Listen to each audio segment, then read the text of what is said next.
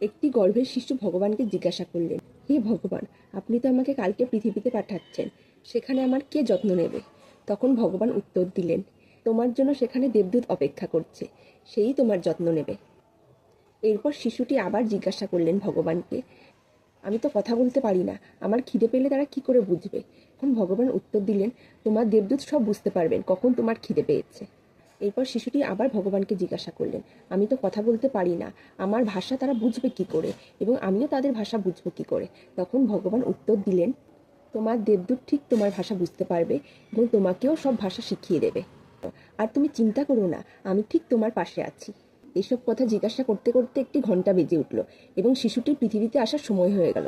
তখন শিশুটি শিগগিরই জিজ্ঞাসা করলো ভগবানকে, হে ভগবান, আমাকে তো এক্ষুনি পৃথিবীতে যেতে হবে, আমাকে পৃথিবীতে পাঠানোর আগে আমাকে তো বলে যান, সেখানে গিয়ে আমি সেই দেবদূতকে চিনব কি করে? তখন ভগবান উত্তর দিলেন, সেখানে একটি নয়, দুজন দেবদূত তোমার জন্য অপেক্ষা করছে, এবং তারা হলেন তোমার মা বাবা, এবং তারা নিজে প্রাণ দিয়ে হলেও তারা তোমাকে সবসময় রক্ষা করবে।